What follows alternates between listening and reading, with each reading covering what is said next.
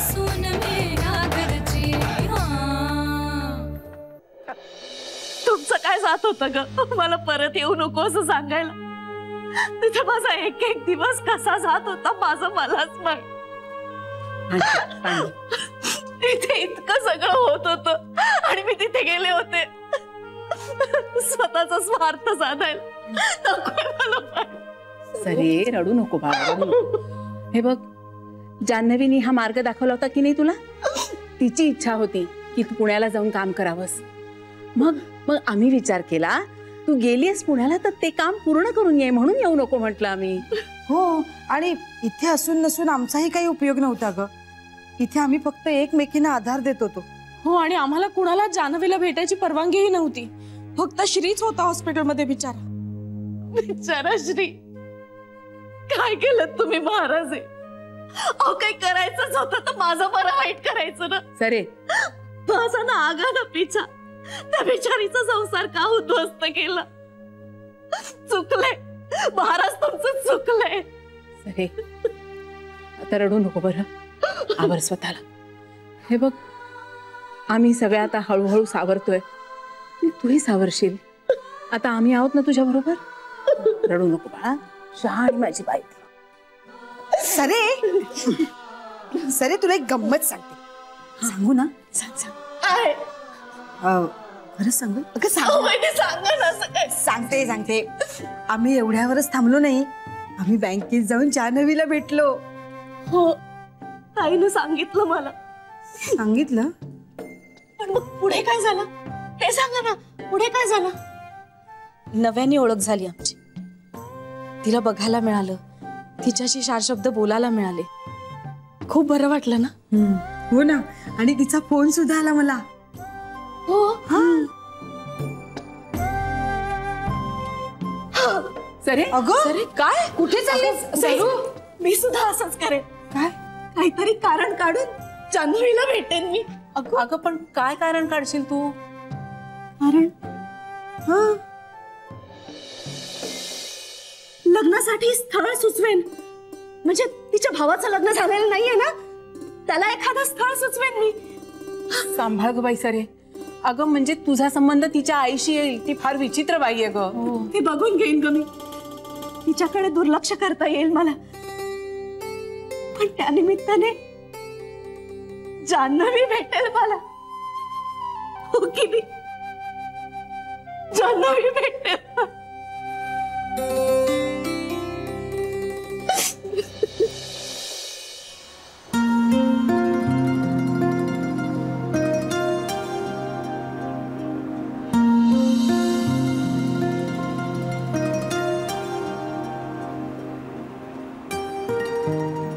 जान्हवी, जान्हवी ऑफिसला निघालीस? अर्थात. मी सोडू तुला? नको, मी जाईन. का? कारण मला बसने जायचंय. नाही, हे खरं नाहीये. तू माझ्यावर नाराज आहेस म्हणून तुला नाही यायचंय माझ्या बरोबर.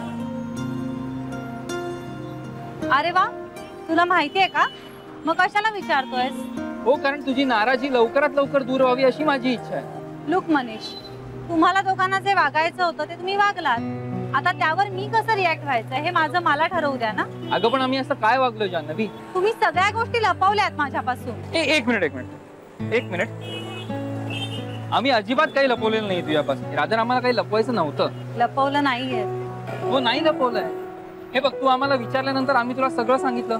अगदी खरं आणि स्पष्ट सांगितलं. एक मिनिट, तुम्ही माझ्याशी खोटं बोलला नाही याचा अर्थ तुम्ही जे वागलायत ते बरोबर आहे असं नाही होत. एक गोष्ट तू समजून घे, मी रागवलेले नाहीये. कळलं? मला वाईट वाटतंय. माझा सगळ्यात जवळचा मित्र आणि माझी सगळ्यात जवळची मैत्रीण यांच्या आयुष्यातली इतकी महत्वाची गोष्ट त्यांना मला सांगावीशी वाटली नाही, ह्याचं वाईट वाटतंय. पण ठीक आहे ना, इट्स ओके. मी आहे इमोशनल. मी गोष्टींचा त्रास करून घेते. मला त्यातून बाहेर पडायला वेळ लागतो. सो आता मला माझा वेळ घेऊ दे. ओके, मी काय बोलू याच्यात? पण एक रिक्वेस्ट आहे, आमच्याशी असं तुटक नको वागू प्लीज. किती सहज मी वरून आम्हीवर आलास ना तू. मला मात्र परक करून टाकलं. ठीक आहे, मी जाते. जान्हवी ऐक ऐक, मी तुला सोडतो बाईक नाही. माझं ऑफिस पण त्याच रस्त्यावर आहे अगं. जे बदललेलं तुम्हाला सांगितलं नाहीस तेच ना. इट्स ओके, मी जाईन. जान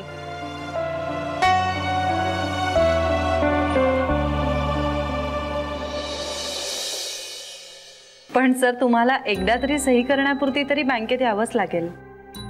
नाही त्यानंतर आम्ही कुरिअर करू सगळं, पण एकदा यावंच लागेल. Yes, thank you so much.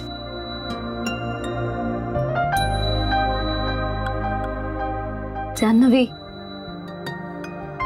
Nitin ही फाईल घेऊन जा रे. जान्हवी काय? ऐक ना. आत्ता नाही. का? मी कामात आहे. बरं ठीक आहे, तू बोलू नकोस, निदान ऐक तरी. ह्याने काय होणार आहे? अगं त्याने तुझा गैरसमज दूर होणार आहे. गैरसमज आधी होता. मला असं वाटत होतं की आपण खूप चांगल्या मैत्रिणी आहोत, पण आता तो दूर झालाय. ओ गॉड जान्हवी, अगं तुला वाटतंय तसं काही नाहीये. काय नाहीये? तुझं आणि मनीषचं जमलं नाहीये का? तुम्ही ते माझ्यापासून लपवलं नाहीये? तुला सांगतो जान्हवी, आज म्हणजे कमाल झाली. उठू नको, बस खाली, बस खाली. मी बँकेत आलो तेव्हा प्रत्यक्ष ह्या 2 कस्टमर्सना त्यांच्या अकाउंटच्या अगेन्स्ट जे क्रेडिट कार्ड असतं ना त्याबद्दल समजावून सांगत होत्या. कमाल झाली. माझा म्हणजे देवावर विश्वास बसला. पण समजावून सांगत होतं ते इतकं चुकीचं होतं की मला काही कळेच ना. म्हणून मी मध्ये बोलायला गेलो तर वरती माझ्यावरच ओरडले त्या. सर मध्ये बोलू नका, मी त्यांना सांगते ना. मला कळत नाही जान्हवी, इतका कॉन्फिडन्स कुठून येतो स्वतःला काही येत नसताना. शाळेत असताना विद्यार्थ्याला वर्ष रिपीट करायला लावतात ना, तसं बँकेत काहीतरी केलं पाहिजे. हे ते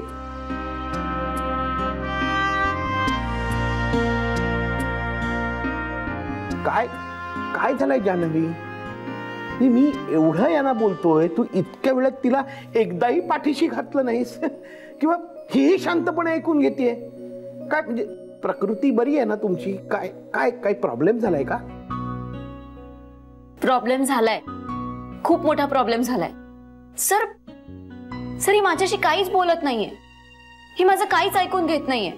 सर मला बँकेत पर्सनल गोष्टींबद्दल चर्चा करायला नाही आवडत. सर जान्हवी मला बँकेच्या वेळेतच भेटत असते, त्याला मी काय करू? खरंय. तरीही मी तिच्याशी खूप वेळ बोलत असते. हो हेही खरंच आहे. पण महत्वाचं बोलत नाही ना, मग उपयोग काय? नाही महत्वाचं म्हणजे सर जान्हवीला असं वाटतंय की मी तिला माझ्याबद्दल आणि मनीष बद्दल काहीच सांगितलेलं नाहीये. मनीष? हे मलाही माहित नाहीये. तुम्हालाच काय सर, बाकी कुणालाच माहिती नाहीये. मग तो आधीचा कोण होता? तो पासून नाव असलेला पनिश असू शकत नाही. पनिश म्हणजे प वर्ण आगाऊ मूर्ख माळ. तो कोण होता? तो कोण नाव काय त्याचं? सर जरा समजून घ्या ना.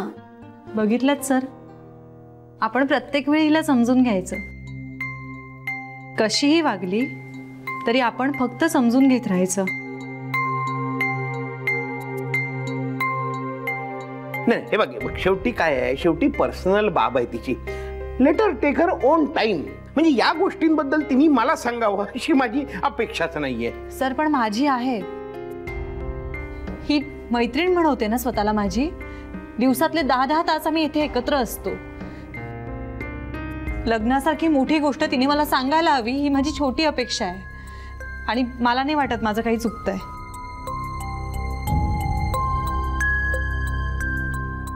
असो, मी चावी स्टाफ रूम मध्ये ठेवून येते. जान्हवी,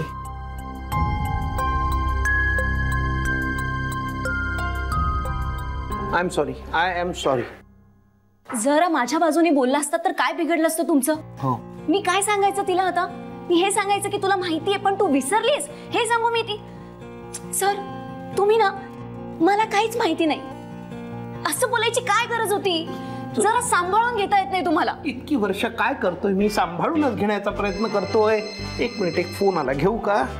स्मितुडीचा फोन आहे. घ्या. हो घेतो घेतो. स्मितुडी, हे स्मितुडी.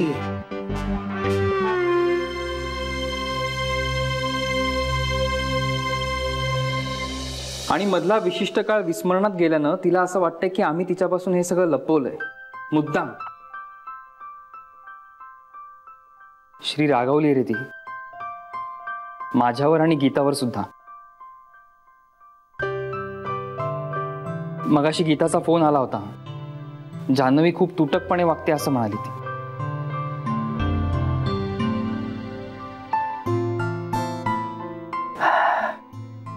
खूप अवघड आहे, खूप अवघड आहे मनीष. पण आता ह्या परिस्थितीत तर आपण आपले पेशन्स न सोडणं फार महत्वाचं आहे. प्लीज गीताला पण हेच सांग. हो श्री. श्री मला आत्ता कळतंय की तुम्हाला काय वाटत असेल ते. मला त्या क्षणी असं वाटत होतं की जाऊ दे हे सगळं, जान्हवीला सगळं खरं सांगून टाकावं. मग तुला काय वाटत असेल रे? कसं सहन करतोयस तू हे सगळं? काही दुसरा पर्याय आहे आपल्याकडे मनीष? आता ते तिचे दुखावले गेलेले न्यूरॉन्स कधी नॉर्मलला येत आहेत ह्याची वाट बघण्याखेरीज आपल्याकडे दुसरं काहीच नाही.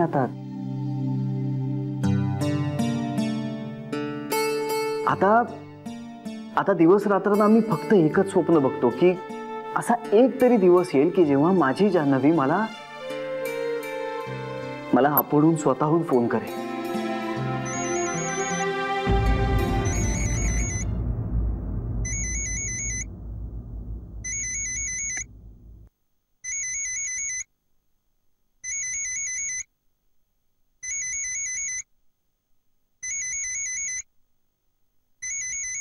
मनीष, अरे जान्हवीचा फोन आहे.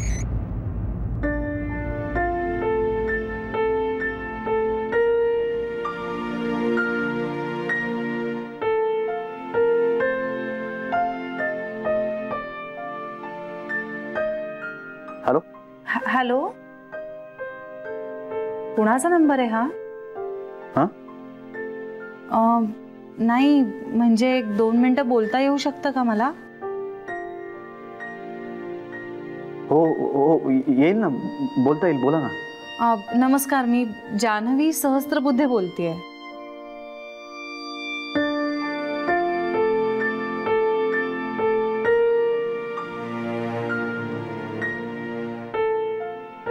हॅलो. हा बोला. ॲक्च्युली माझ्या ना बिलाचा जरा प्रॉब्लेम झाला होता, त्यामुळे मी कंपनीकडे फोन करून तक्रार केली होती. तर त्यांनी मला आयटमाइज्ड बिल पाठवलंय आणि म्हणजे ॲक्च्युली ह्या नंबरला मी आणि ह्या नंबरवरून मला असे खूप कॉल्स दिसत आहेत त्या बिलात. तर मला काही कळत नव्हतं आणि माझ्या फोनबुकमध्ये सुद्धा हा नंबर सेव्ह नाही आहे. तर मी कशासाठी केले होते एवढे फोन या नंबरवर हे विचारायला मी फोन करत होते. कुणाचा नंबर आहे हा? हॅलो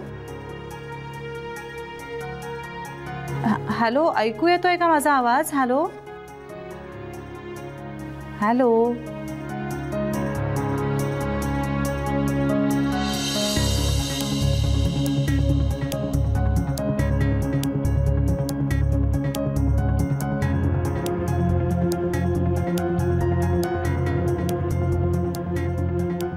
काय रे, काय झालं? मेजर घोटाळा झालाय मनीष.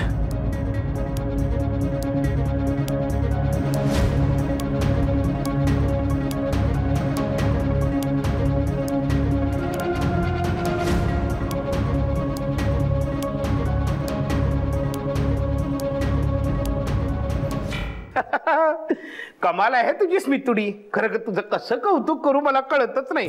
म्हणजे आवडतं पुस्तक कुठलं असं विचारल्यावर तू काय सांगितलंस? नवऱ्याचं पासबुक. वा वा वा वा.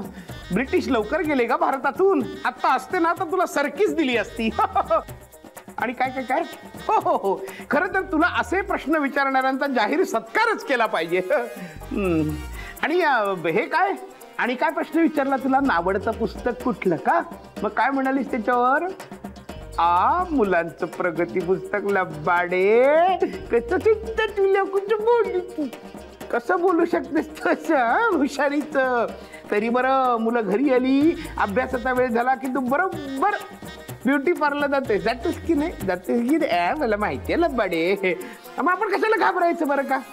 आपण नाही घाबरायचं प्रगती पुस्तक बघायला. बिनधास्त बघायचं. आपण काही केलेलंच नाही तर कसली चोरी. नाही काय ठेव ठेव ठेव ठेव बरं ठेव ठेव ठेव. हा घाबरू नकोस.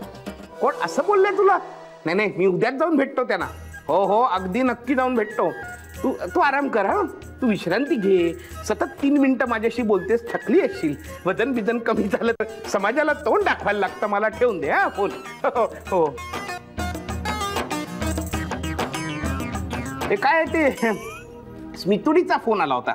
नाही काय आहे आमच्या स्मितुडीचं असं म्हणणं आहे की मुलांच्या प्रगती पुस्तकावर मुलांपेक्षा पालकांसाठी जास्त सूचना असतात.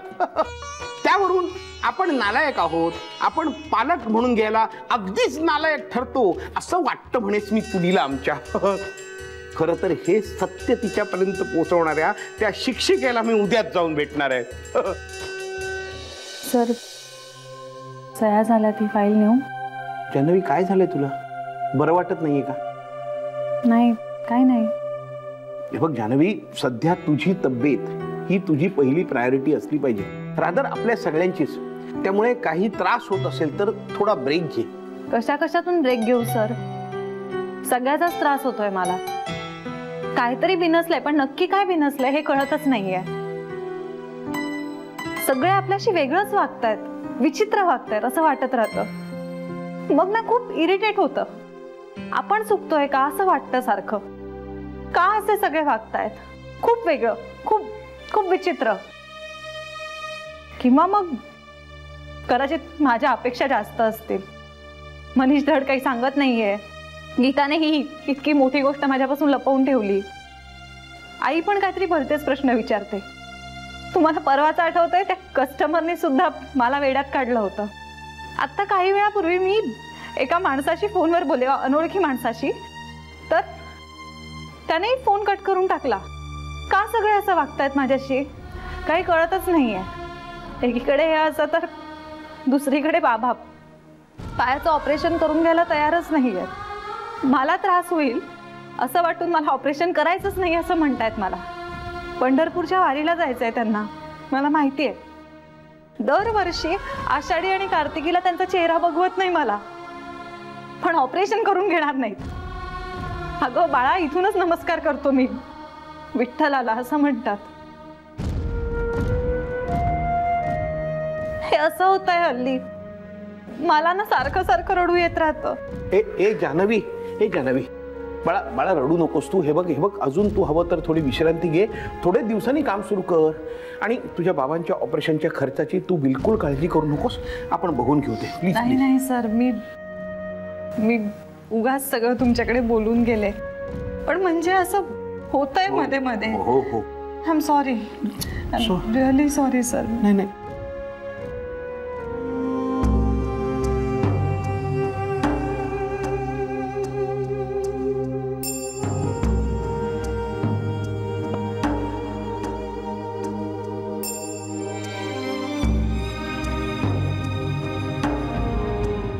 सगळी प्रिकॉशन आपण घेतली होती.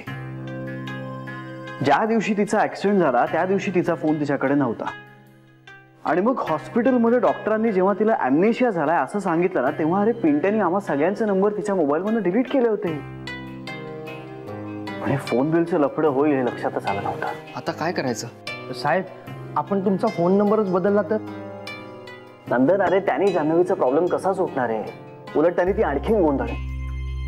श्री, समजा आपण त्या मोबाईल कंपनीला असं सांगितलं, म्हणजे त्यांना विचारलं की असं शक्य आहे का की जान्हवीचं बिल परस्पर तूच भरशील. नाही रे, म्हणजे एकतर हा नंबर लग्न आधीचा आहे तिचा, त्यामुळे मला असं वाटायचं की तिची बिल ही तिच्या अकाउंट मधून डायरेक्टली डिडक्ट होतात. आता यावेळी तिने नेमकं आयटमाइज बिल मागवलं, त्यामुळे सगळा गोंधळ झाला. नाहीतर नसतं झालं रे. हो, पण मग आपण आता त्यांना हे बदलायला नाही सांगू शकत. नाही, मला वाटतं खूप मोठी प्रोसिजर करावी लागेल त्यासाठी. आणि मुळात आधी ना जान्हवीची सगळी केस त्यांना समजावून सांगावी लागेल. आणि if I am not wrong, हे सगळं मुळातच ना जान्हवीलाच करावं लागेल, कारण तिचं बिल माझ्याकडे पाठवून द्या असं मी नाही सांगू शकत. श्री, हा गुंता वाढतच चाललाय रे. मला वाटतं तू पुन्हा एकदा डॉक्टरांशी बोलावंस. नाही, ते करूच आपण, पण त्याआधी आता हा जान्हवीचा प्रश्न कसा सोडवायचा याचा विचार करायला हवा.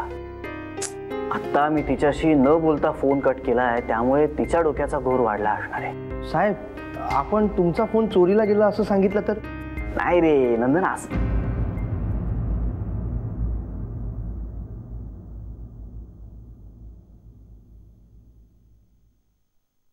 असं होऊ शकतं नंदन, असं होऊ शकतं. येस, असं होऊ शकतं.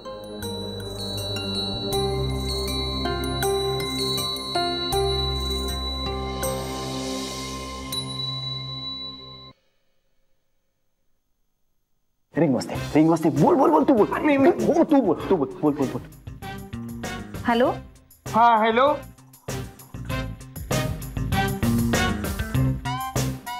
हॅलो. हॅलो, ऐकू येतोय का माझा आवाज? हा, बोला. मी मगाशी फोन केला होता तुम्हाला. हा, ओके. येस. कुणाचा फोन आहे हा? कोणाचा फोन आहे हा?